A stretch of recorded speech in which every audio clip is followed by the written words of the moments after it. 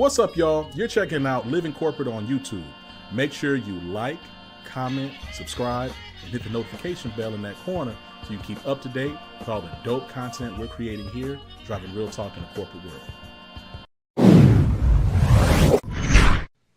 Toby Egbuna of plenty things. You know what I'm saying? We'll get into it. Welcome to the show, baby. How you doing?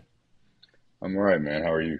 You know what, man? I'm doing well. Listen, it's a pleasure to have you here. I'm excited to talk to you about your journey as a founder, the work you're doing in the ERG space. Shoot, man. The challenges of being a black male founder, a young black male founder at that. Let's just get to it, man. Why this journey? Why the entrepreneurship founder's journey? Yeah. I really was always that kid that wanted to start a business. Like I was that kid that was selling sodas out of his locker in middle school.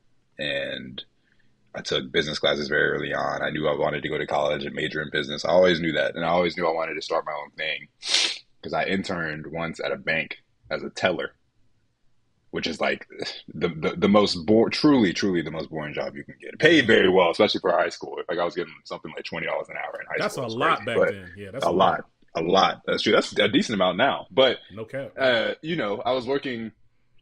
I feel like I was working 9 to 5 every day, and I was like, nah, man, I gotta be able to set my own hours. I need to be able to work for myself, and I need to enjoy the work. Um, so when I graduated from school, I went to go work at Accenture in Boston in consulting. And my idea was, I still didn't really know what kind of business I wanted to start. And I was thinking that consulting would, expose me to a bunch of different industries. And from that exposure, I would be able to pick the thing that I wanted to go work on and do it full time. And, that was kind of true.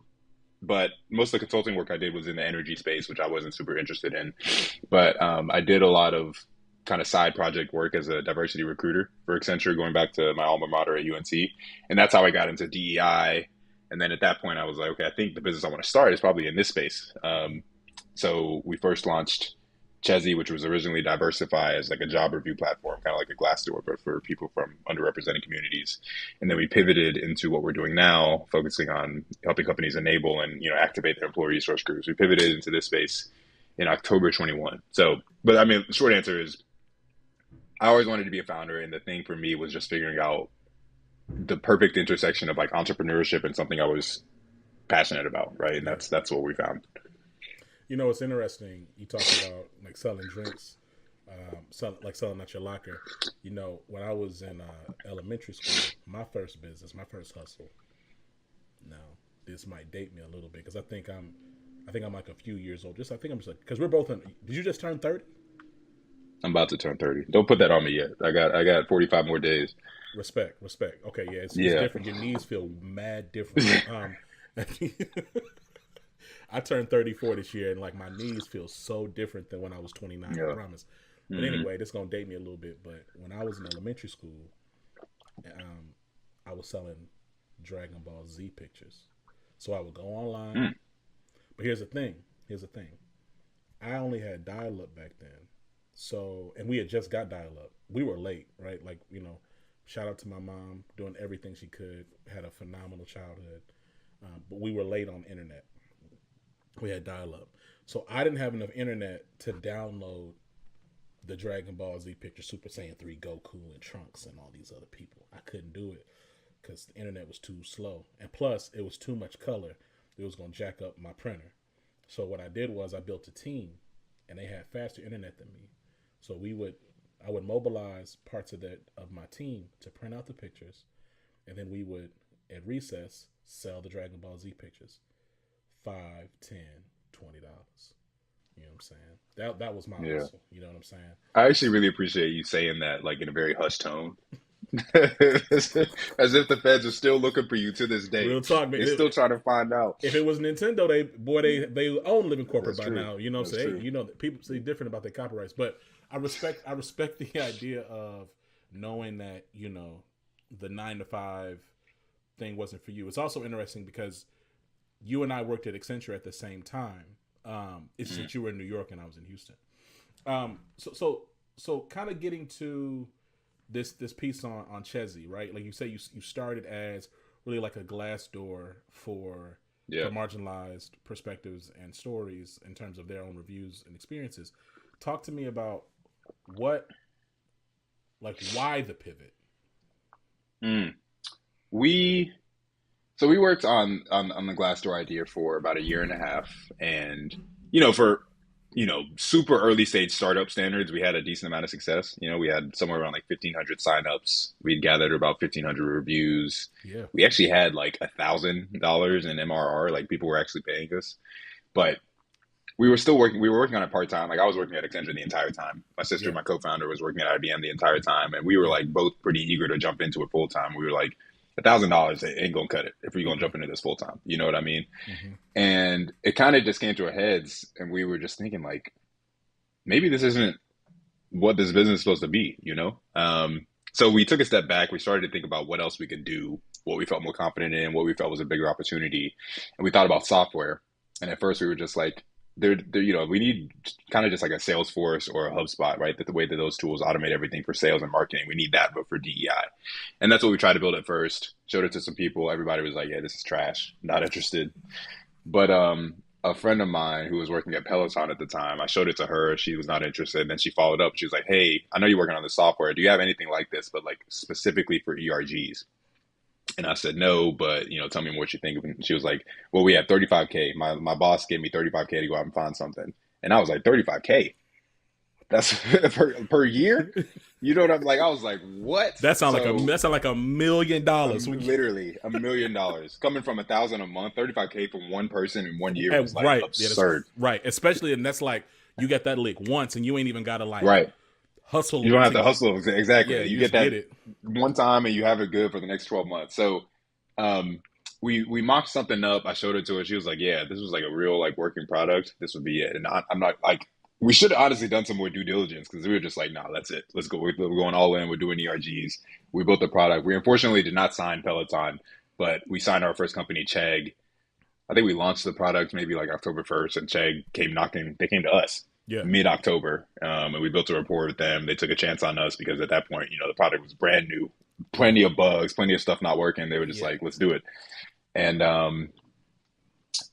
yeah, that's kind of how we got into this space, man. It was just like it was that the initial idea just was not. It was working, but it wasn't working to the point that we felt confident going full time, right? And we were smart enough to not quit our full time jobs before we did it, so we had that to fall on. You know what's so a couple things there. First off, it's interesting though, right? Like, because I talk to a lot of founders, especially like Black and Brown founders. Like, our barrier for entry is so much higher, right? So like and I know you've seen it. You talk about it on LinkedIn in various ways often, and I like and I repost all of the things I see, but it's like I've seen, and I think you have as well. But if you don't want to put your name on, that's fine. Like plenty of non-Black and Brown founders who will like have a proof of concept for something that isn't even really like all the way fleshed out. It's like an idea, and like they'll still get like mad funding, runway, promotion, et cetera, et cetera, et cetera. Whereas like I've seen Black and Brown founders have something. It might not be like completely finalized, but Sure. it's like a tangible thing, and it's still like, Yeah, oh no, yeah, that's yeah. not enough, right? Right. So that's the first thing I find is interesting is like what I'm learning in this like entrepreneurial space is our barriers are different. And I want to talk a little bit about that soon. The second thing I want to say is shout out to Yvonne Hutchison, and the fact that you had the good sense to like not hurry up and wait. Like you trusted the feedback you got and then like pivoted quickly, as opposed to like kind of getting stuck in paralysis analysis. Like let me see what these 20 surveys tell me over the next 8 to 12 months. Right. You look up, the whole market's different. You might like it. The whole thing is passed. So talk to me a little bit more, right, about like, you went from this like DEI company review platform to like ERG enablement mobilization space. Like why ERGs? Like why that specific domain, and why the broader area of DEI in a landscape where this work is being constantly under attack and like actively undermined and divested from? Yeah. Well, so when I was at Accenture, and you probably were too, like I was part of the Black ERG. Mm-hmm. And I don't even remember how I formally joined, but I'm pretty sure when I got to the Boston office, I walked in, and one of the other Black people in the office was like, "Yo, what's your name?" I was like, "I'm Toby." They're like, "Are you part of the ERG?" I said, "What's that?" And he added me to it, and then I was in it, right? Like, Yeah. and then instantly I have 4, 5, 6 people that I'm immediately connected to. I can hit up with questions. I can reach out to for like help get a new project, whatever. Right? Like that sense of community was instantly there. My sister felt the same thing at IBM when she was there, and I was just thinking, like, when these things are done right, first off, they are an immediate community builder for people that come into a workplace a little hesitant, right? A little alone, a lot alone, right? Because they don't know anybody there. That was one thing. But then two, and this feeds into the second half of your question. I think I really wanted to give DEI the legitimacy that it's never had, right? And that's why at first I wanted to build like a Salesforce or a HubSpot, but for DEI, because I felt like the issue was always data. Because even if the numbers aren't necessarily where you want them to be, as long as you can say like, look, our representation numbers have gone up year to year. Our engagement numbers have gone up year to year, whatever. Like you're still making that proof point to the people that are maybe hesitant at first. So I felt like an ERG platform that gave you that data was extremely valuable, right? And that was kind of our initial sense. That's what we built on at first. So yeah, I mean, I think those are the two big things. And then I think actually we didn't even realize this until we started really building and when we started fundraising specifically. Because when you fundraise, and I think we're going to talk a little bit more about raising, but like when you fundraise, you have to pitch on these aren't my words, but you have to pitch on vision. Yeah. Right. You have to pitch on vision from the beginning, especially I think if you're extremely early stage like we were. And I was pitching on like the vision of ERGs, building that community for people and retention, and like it just was not hitting at all, not with these VCs at all. And then I started to think, okay, there's something bigger than retention here. Because honestly, I was pitching retention, and I was like, I don't even really believe this myself. You know what I'm saying? Like Yes. I didn't like. I was like, I feel like there's something bigger than retention behind these groups. And I at the same time I thought about conversations I had with people, and I remember I spoke to this guy. His name is Osafo Barker. I don't know if he's still there, but he used to be at Pixar. And I was actually pitching him on Chezie when we first started it. And he was telling me about how Pixar's Black ERG worked with the production team behind the movie Soul, like before it got released to like review it. I might have shared this with you earlier. To like review it, make sure that, the dialogue was right, the haircuts were accurate. You know what I'm saying? Like make sure that it was accurate before it was put out for a bunch of Black people to go see. And you saw that movie won 2 Academy Awards. It was like, it's a great movie. You know what I mean? And I was thinking like, why don't more companies do stuff like that? Yeah. And then that's when it really hit me. Like I have a slide in our pitch deck now that just has Pixar's logo, and I tell that story to every investor because I think that sort of like business level impact is what companies are missing out on when it comes to their employee resource groups, right? And so few of them are actually even there. Even Pixar, I don't know about this, but I doubt that they do that sort of thing like super routinely, especially for different teams. Maybe they only do it for like new production of new movies. Right. But every company has departments that could use the advice and feedback and input of their employee resource group members, right? And so few companies are doing that from an operational standpoint. And I think when we're talking about giving ERGs visibility and legitimacy, it's extremely hard as a CEO to deny that the Black people at Pixar worked with the production team of this movie and it won 2 Academy Awards. That is that CEO's job, is to make movies that win awards. And it did that. And they won 2, right? So I think if we're able to help companies actually establish those relationships between their ERGs and those business units, that's like the big goal here. And I think that was something that didn't dawn on me until we started fundraising. But like, I'll say, like, as we transition maybe into the fundraising part of this conversation, once I started pitching that, you literally see people like, sit up, pay attention. Yeah, you see them. They see them go. You see them from like doing this, where they're obviously looking at other windows while you're presenting your screen to actually like looking at yours. Yeah, 100%. Exactly. And yeah, no, to your point about like just. All right, so you know what, Toby? I don't know. Maybe you're gonna agree with me, and not. I really need you to help me. The whole like cycle of trying to raise and like engage in the VC space as like particularly as a Black founder feels like a waste of time to me, right? Yeah. like like you look at this article. I think I want to say you referenced it because I know I saw you post it, and then I said my own thing. But from TechCrunch, this was back in this October. Headline is Black founders received 0.13% of all capital in Q3 of 2023. About 39.7 million out of 29.9 billion dollars. And like there's this process I've seen because Living Corp has been approached to, hey, why don't you do a funding round? Why don't you do this? Why don't you do that? And it seems like it's such a time suck to put a presentation together, try to network, curry favor, get people's time. Yeah. To maybe get a second meeting or a third meeting if you get a first meeting at all for them to own a part of your company, for you to get capital that, while it may float you, won't like change your life. So it's like, yeah. It's like I'm curious to hear your perspective. I'm of the mind that really like, and I can also say I'm speaking from privilege, right? Like I've up until I made the jump to living corporate, like full time, I was making, like a very healthy 6-figure salary, for years. And then also living corporate had been profitable for years before I decided to jump into it full time. So like, I recognize that my journey might be a little different, but I'm like, yo, this feels like a hustle. Like, why are we doing all this work to get a piece of a crumb when we can spend more time in front of our potential clients, refining our product, understanding our value proposition, and growing the business? Like, what are your thoughts there?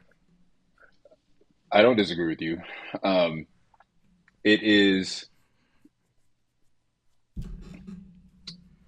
It's not that, like, we raised our pre-seed round in January, and I've always hated the idea of being on like the VC flywheel and raising just to raise, especially knowing how hard it is to raise as a Black founder specifically, right? But the truth of the matter is we just needed money. We just did. Like we had to be able to pay ourselves. We wanted to build this new version of our product, which meant that we needed to hire a team, which we had won some grant money that allowed us to go ahead and do that hire. But to keep those people, we needed some more money, right? That grant money dried up. And once we established that, I was like, okay, realistically, what are our options here? I'm not about to take out a loan, right? Because it's a software business. If I get a loan, it's going to be on terrible, terrible terms. I think if I was a white founder with better connections, I would just go out and, tap on a couple friends and buddies parents or whatever, and like get in at like $500K or whatever that we were trying to raise. But I didn't have that as an option. So realistically, the only option for me was I have to go after venture capital, because that's the only way that I can think of, even as hard as that's going to be. That's the only available path to that 750. We raised about $800,000 that we needed. That just was, like if I was only going after like $100,000, then maybe I could have tapped into my network. I literally didn't have that as an option, Yeah. And I think that is the problem, is that as difficult as it is to get venture capital money, we can't get loans, and we don't have the network to just get like a friend, like to raise a friends and family. Friends and family. You know what I mean? So like we actually did. I was shocked. We actually had about $160,000, about $100,000. $50,000 came from a friend's like organization that he just kind of helped me out with. But anyway, about $100,000 that came from friends and family. And even that amount, I was like, yo, for real? That's a lot. I got friends and family, but that's a lot for a Black founder. That's a lot, bro. That's a lot. That's what I'm saying. And even that, and $100,000, I was like, that's gonna last us 2 months. Like we just need more money than that. And that's the problem right there. Is that as bad as raising venture capital money is, and as hard as it is for Black founders and all the barriers you have to jump through, it's the only path. It's not even that it's the best path. It's the only path. And I think, trust me, I looked into everything. I mean, I guess, we raised about half of our money from venture capitalists, and the rest came from that friends and family and an accelerator and a pitch competition, right? So like, there's a bunch of different sources, and like, you can maybe look into pitch competitions and grants as a way to fund your business, but that's not dependable, right? You don't have that much control over that stuff. You know what I mean? So fundraising really was the only option. And that's the problem. I want there to be funding opportunities that kind of operate as venture capital, where you sell a bit of your business, but it's not on. The issue with VCs is that they don't. A lot of times, I don't think they understand that Black businesses actually have the ability to get to that venture capital outcome, and for that reason, they won't invest. Um, and if you're, and for a lot of Black founders, I think we'd be better off. This is probably a different conversation, but a lot of Black founders would be better off not chasing that VC level outcome, chasing a nice, See, profitable see, SaaS company. see, Right. and that's me, right? Right. I'm of the Yeah. mind. It's like, first of all, I'm not giving up 20-30% of my business, like off the muscle. I cannot do that. Like, I'm not predisposed to do that. But on top of that, who says I ever want to sell my business, period? But who's to say I ever want to sell my business? And who's to say I'm trying to grow the business to be $1 billion company, whatever the case is? Like, maybe I just want to create a business where I'm able to profit a few mil. I mean, if I'm able to put a few mil in my pocket every year and then grow the business at a sustainable, scalable growth rate, and just kind of have it be like a healthy small business that creates outsized impact, that might be what I want. Maybe I don't I don't have like Lamborghini dreams. I'm not trying to be at Martha's Vineyard every summer or at the Rockefeller brunch. I might just want literally to make enough money where I don't really have to work no more. Like, and if I live, that's relative to everybody, right? But I live below my means. I'm trying to be at the brunch. I'm not gonna lie to you. I'm trying to be at the brunch. See, that's I'll keep it. Maybe it is. Maybe it is. I just want to go one time. You know what I mean? Just I wouldn't mind going. I wouldn't mind going once. But see, when I go that time though, Toby, I gotta have something crazy. I gotta have like, I gotta have like some rare silks you ain't never seen before. You know what I'm saying? Right, that's true. I gotta look crazy. I might have to rock some traditional, no cap. I might have to. That's a guaranteed way to stand out without probably spending too much money. If you rock, listen, dog. If you rock that traditional at the Rock Nation brunch, it's hard. That's hard. It's hard. It's hard. You gotta think about it. That's a good idea. I got some, man. I had my one of my mans. Shout out to Io. I went to his. I was one of the groomsmen in his wedding, and I got fitted for that traditional. I said, oh, y'all wild, and I would wear this every day. This feels phenomenal against my body. I don't know why we should all dress like this all the time. But anyway, man, I agree with you though, right? That like, I think sometimes it feels as if like founders, like we go from one paper chase to another. We go from like chasing one thing to, and it's like, for me, the way you started off is really me, right? I wasn't looking to be a billionaire, and I wasn't looking to, I don't know, whatever. I just wanted a space where I could create, where I could do the work that mattered to me and do it on more of my terms than not. That's why I became a founder, right? Yeah. And I think like, I agree, but I think that sometimes if you try to be like, well, nah, I'm trying to be whoever, right? Then you lose the plot and your business. You know what I mean? And so I struggle, man. So to your point though, of like, you know, like the options, the lack of optionality there, right? Like there's, man, like it doesn't have to be VC, but it seems like VC is really the only thing. Like if you were to imagine something different, like what would it be? So there's a fund, it's called Indie VC. Have you heard of them? Yeah, INDIE.VC. They like were running for a while, operating, then they actually shut down and they opened back up. But their whole thesis is like, we invest in sustainable SaaS companies, right? Sustainable, soon to be profitable SaaS companies. And the idea is like, you invest in them once, they take one round of funding, right? They sell 20-25% of their company. They never raise again. They get to profitability where they're kicking off dividends. And at that point, you start to get a return on your investment, or they get acquired. But because you never got diluted, they never raise again. You know, you bought it at maybe a $5 million cap. They sold for $50 million. You still 10x your money, right? And that's the whole, like, again, that's like, it's probably even harder to find those businesses than it is to find like the big unicorn $1 billion IPO ones. That sounds fire though. That sounds way that's great. Better. And there's a guy, I gotta find him. I don't know if you have like show notes or anything like that, but there's this guy. who's like really, really trying to build on that idea. Um, oh shoot, I will find him and send him to you. But like Yeah, we'll put it in the he has show a whole notes. name for it. Yeah, yeah, yeah. Let's do that. Because here's the thing, right? Like, while I like living corporate, I believe it's a one of one. I think Chezie is a one of one, but Hmm. but like the spirit of it is not, right. The idea of, look, we want to build a business. We don't necessarily want it to be 1,000 employee, X billion-dollar revenue generating a year business necessarily. Yep. We just want it to be X, like we want it to be sustainable for us, or we want it to like it's not. There's this boom or bust mentality, right? That's like that I think it breeds more failure than not. Whereas it's Absolutely. like what does it look like? Absolutely. You know what I'm Yeah. saying? Like it's like, Yeah. oh, like, Nah. yeah, go ahead. It's like when we started Chezie, right? We always realized if these things that I'm talking about, right? Like turning ERGs into like true business assets and partners and things like that. Like if that hits, we're rocket ship. You know what I Mm-hmm. mean? Like Mm-hmm. it could be revolutionary. Mm-hmm. If it doesn't hit though, right? And all we're able to do is build a really, really great ERG enablement platform. We're still probably a double digit millions SaaS company, Right. right?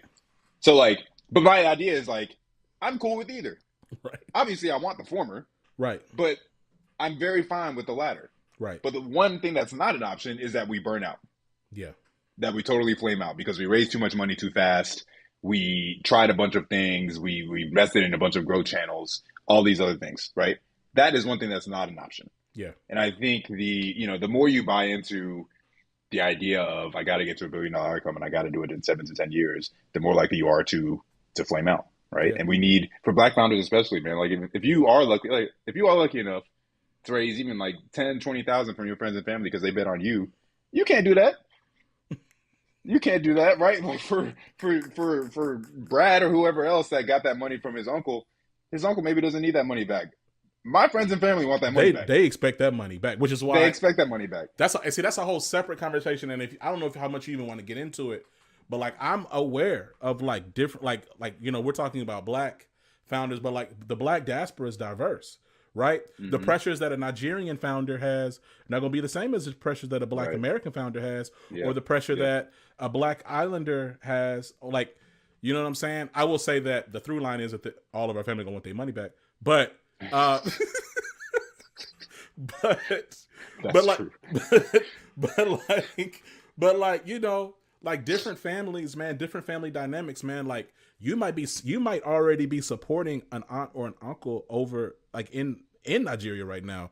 I might, Absolutely. right? Absolutely. You know what I'm saying? Like, Yeah. so it's like, okay, there's like it's more nuanced than that, right? And I'm not sitting back saying that white people just have money that they just throwing around back and forth all willy nilly. But I'm not saying that either. I just think that it's just different.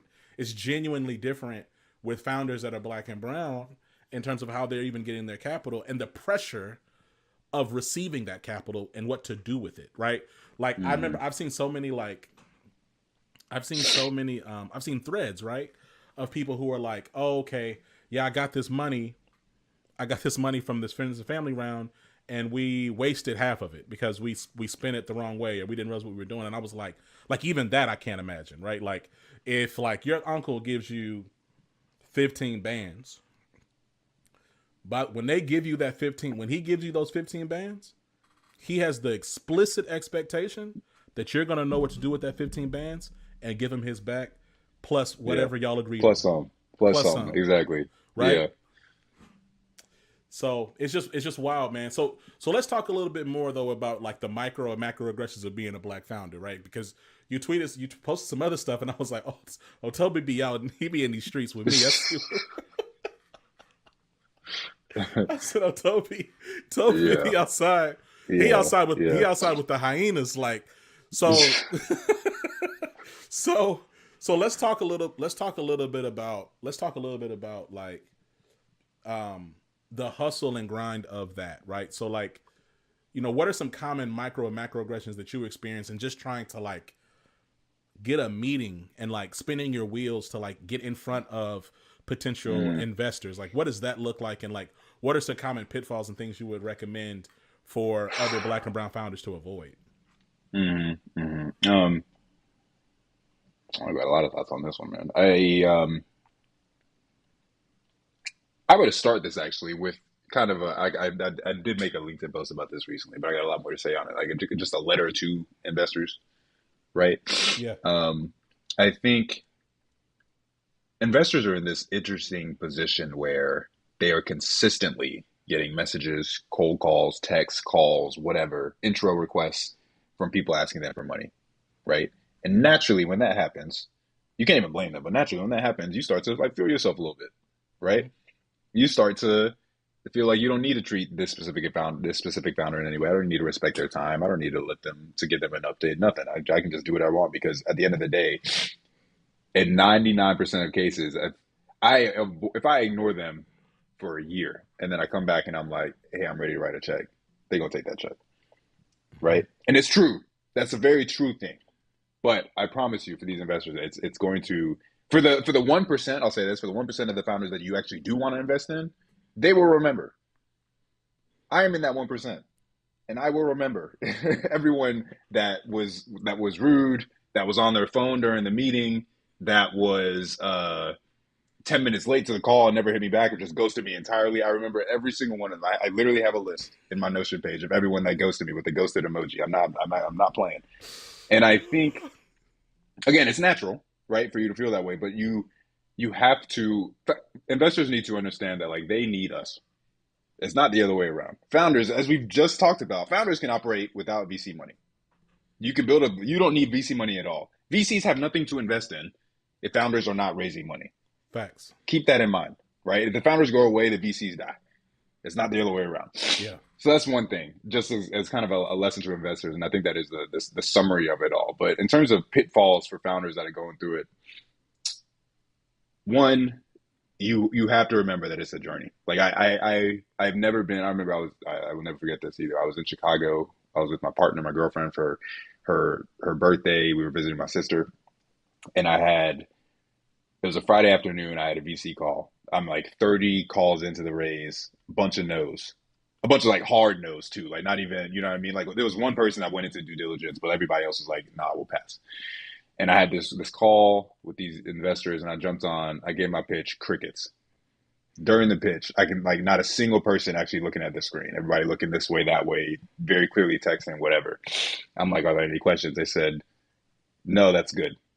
Jumped off the call. 30-minute call ended in 15. And I have never been, this entire time I've been a founder, I've never been as low as I was that day. I was really like, I don't know. Maybe we got to find, I wasn't thinking I should quit Chezie, but I was like, we just got to find another way to make this money. I got to maybe look into loans. I don't know. I got to do something else.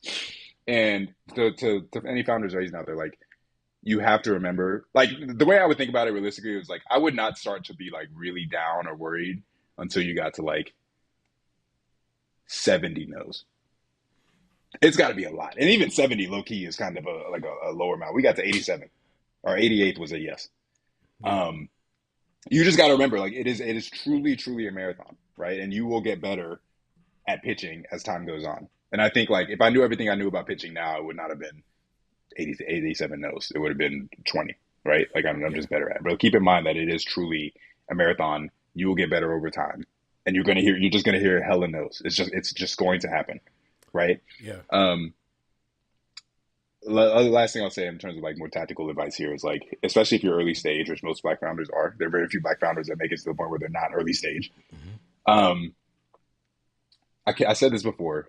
This is from the founder of Banter. Her name is Christina Capaccio. I'm not totally sure I'm pronouncing her last name right, but she told me that you have to pitch vision or traction, but not both.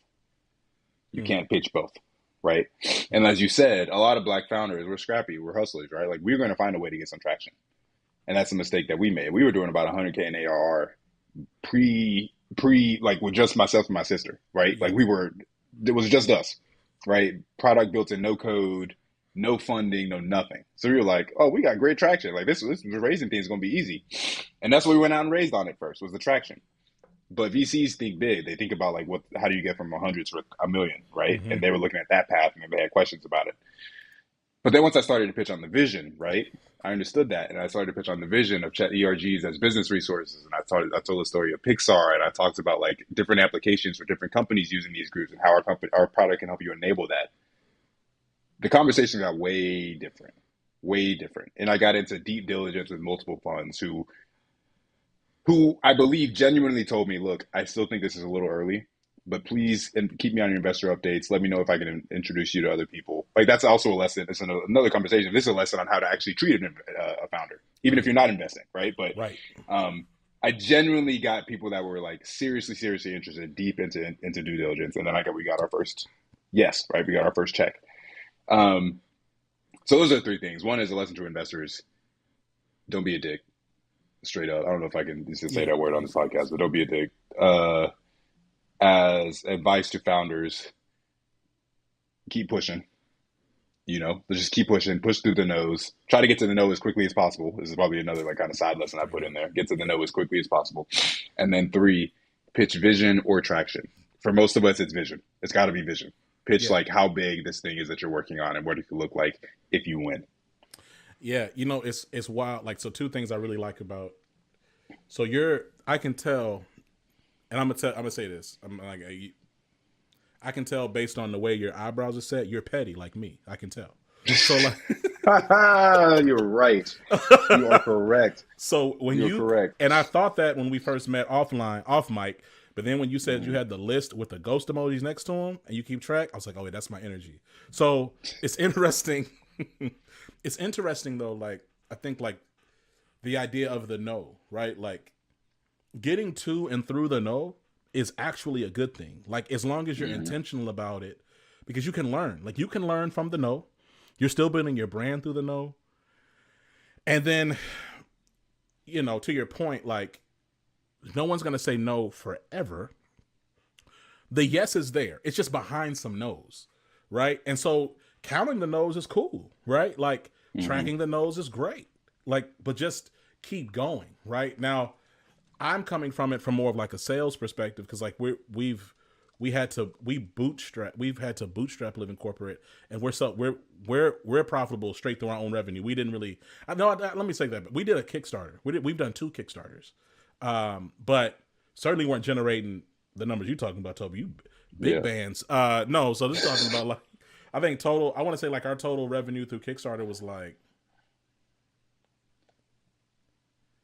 $20,000. You know what I'm saying? It wasn't anything crazy. Yeah. Like we really did a Kickstarter not to fund anything, but just to get just for brand awareness, right? Yeah. It was more of a marketing campaign. But the point still remains of like, look, irrespective, like whether you're trying to get money through the revenue of selling and your product or services, or you're trying to get capital through a raise, like you can't get down on the nose. And as much as possible, you can't internalize the nose too long either. Right. Like, right. Now people say it's business, it's not personal. I don't really believe in that. I think that a lot of stuff do be personal out here. And I also believe a lot of stuff be malicious. Like when you said that you was on a presentation and it was a 30-minute call and you said people was on their phone. See, how old were you when that happened? That was 28, I think. Yeah, 28. Oh, nah, Toby, I would have said, Kathy? Excuse me. Hey, Kathy, I see you on your phone. Like, hey, guys, I can tell this isn't really getting the engagement I'm looking for. What would make you What's up? Yeah, what would make you not look away from the computer right now? Because, sure. Hey, right, I'll name, like, but here's the thing.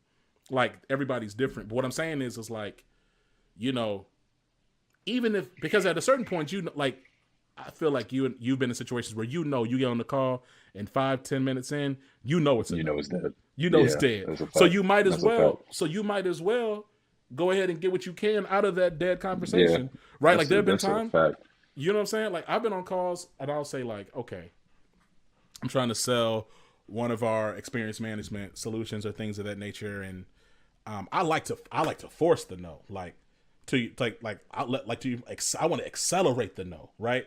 And sometimes the thing about it is like when you sometimes in your effort to accelerate the no, you might actually get to a yes. Like I've seen that happen too, But like the point is like, it's just about continuing to push forward. So, man, we talk about Chezie, we talk about it as a platform. Y'all have y'all have funding, y'all have enough to keep on going. You have this long term vision. You're continuing to grow. Do you see Chezie being in a place that it's self sustaining by next year? Absolutely. Absolutely. If it wasn't, I would be supremely disappointed. Yeah. We were going for that this year, but it's 2023. The Yeah. recession is well, whatever. The economy is happening. So, no, absolutely, absolutely. I'm going to share with our team. I'd like to be there by the end of Q1. Yeah. That's aggressive. It's gonna. A lot will decide on how we end out this year. Yeah. But yeah, man, absolutely. That's the goal. That's the goal. Like, I'm not against raising again. I think if the cards are right, if we have the signs that we should, then I will. But I want to go into that raise profitable or like about to be profitable. Because at that point, I'm like, look, you can invest or you cannot. Either way, I don't. I actively do not need your cash, bro. So like, if you want to give it to me, cool. If not, It's that's straight. cool too. It's all good. Don't even worry about it. I And I'm think not here for none of your BS. I'm not here for this long due diligence. You got about 2 weeks, and I'm back to it. when I tell you I had a conversation with somebody, and this is what I say about business, right? And this is why I really do want Black and Brown founders. I want something different too. I'm excited to get that link so we can put it in the show notes as well. And I'll include it in the wrapper of this interview, in terms of like pointing people to it. But it's like the whole point to me of like entrepreneurship, especially for Black and Brown people, is for you to be able to have the power to dictate your own terms. Now, terms is broad. Terms can mean a whole myriad of things. What I'm saying is though, it's like if your founder's journey is you continually have to like shuffle in front of VC, for people to get VC money, then it's like, damn, like just go back and get a 9 to 5 then. Like what does it look like to be able to be empowered to say, actually, you can be a part of my journey or not. We're going this way. Yeah. Or you, but like, and I don't need you to go that way, right? And I'll never forget, man, this was like earlier this year. Big company, big brand. I wanted to meet with the actual budget owner. They gonna give me the mid-level decision maker who don't really have no power. And they were like, well, look, we'd like to maybe build some relationship and maybe did something. Now, this was this year now. I want you to mind what I'm about to tell you. Just keep in mind, he said this to me in this year. So he says, we'd like to get something going maybe by 2025. We spend 2024 really doing like due diligence and relationship building. I said, nah. And he said, what? Excuse me? I said, nah, I'm not. Nah. I said, nah, like, here's what I want to do. I got this info deck. I want you to take it. I want you to look at it. I want you to tell me what budget owners you can introduce me to. And if you were not at that place where you can do that, that's cool. But I got like 30 other accounts I'm trying to close in the next 60 days. So what's up? And he was so flabbergasted by me not like being so excited to having a brand association with this company and like waste time. That like we ended the call ended so awkward to him. It wasn't awkward to me because I had to put my girls to bed, so I had to go. But let's talk. I think the last thing, and I'll let you go in the spirit of time. Let's talk a little bit about time management as a founder, right? Like, what are some of the like time sucks and time pitfalls that you've seen or that are easy to kind of fall into? I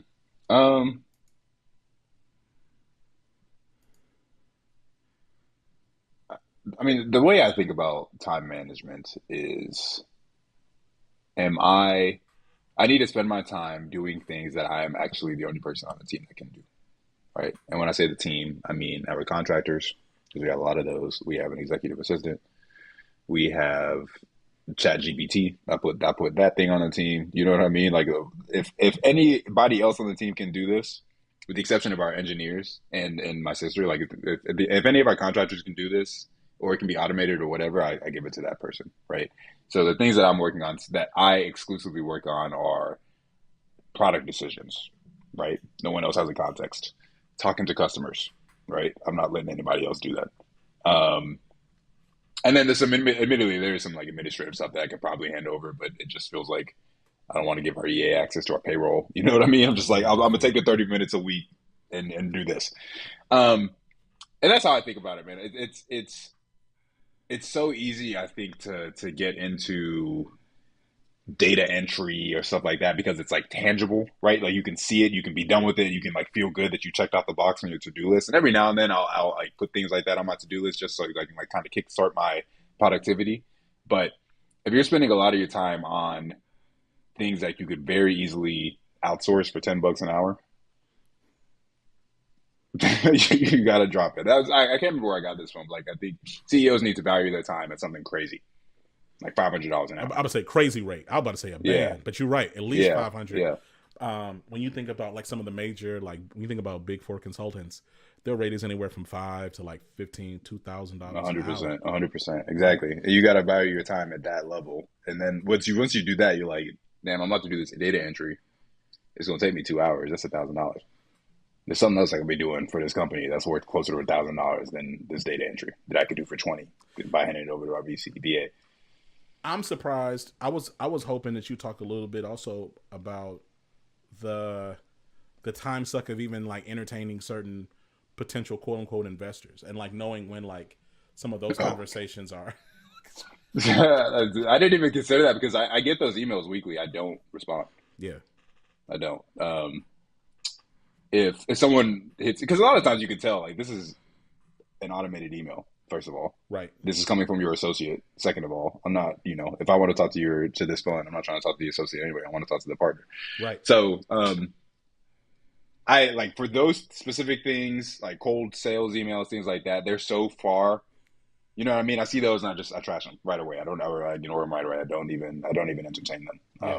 I have gotten pretty good about being like, the only things I'm focused on now, like specifically for fundraising, when you're raising, you're raising. If you're not raising, you're not raising.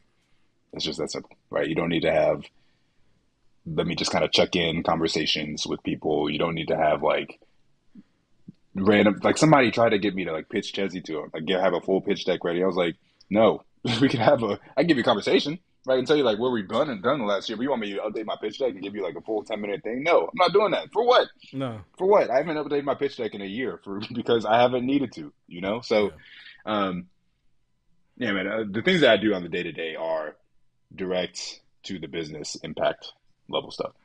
Yeah, no, I love that. I was going to say to that is when it comes to people, when they ask me for like, hey, can you give us this and give us that? I'm like, hey, here's like our standard about us deck, like our right. About us page, which is through Quiller, not an ad, but like we like it because it's virtual. We can like, we can update it in time. And, I was like, look, I'm gonna send you that. Now, I want you to look at that, and if you have specific follow-up questions, right. You want something more like fit to purpose for whatever your goal is. Cool. That sounds like we're trying to like move towards like some type of engagement. I'm down to give my time for that, but I'm not gonna just be putting together proposals or extra pitch decks. Different. Right. That's right, crazy. Right. Because what you watch the game, Toby. What they're gonna do? They're gonna take that real nice proposal you took. They're gonna give it to their homeboy and say, "Hey, can you do this for me?" That's what it's gonna be. So you end up doing a bunch of market research and strategy work for business you ain't even gonna get. So it's like look, like have some things that are standard. And I love what you're saying about also like what can you outsource, what can you automate, what can you like, what are things you can do to like create filters so that the bull doesn't get to you so fast. Like it takes at least a couple of filters before you even get something for you to even consider spending your time. Listen, Toby, this has been a fire conversation. I feel like we could keep going for a while. I told you I respect your time though. So as I let you go, last thing for me, any like parting words or shout outs? I want to give a shout out to my co-founder and my sister, Maybe. I feel like she has been, it was interesting when we started Chezie.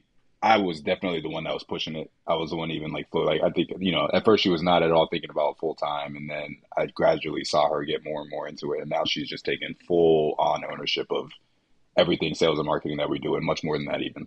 Um, to the point where I'm kind of like you know it's all right. Take a step back. Why don't you take this afternoon off? Go, have dinner or go get a glass of wine or something like, tone it down a little bit. So that's what I want to give a shout out to, man. I'm and extremely blessed to be able to build this business with her, and looking forward to what's coming. I love it, man. Look, the platform is Chezie. ERGs are the future. Employee experience is the future.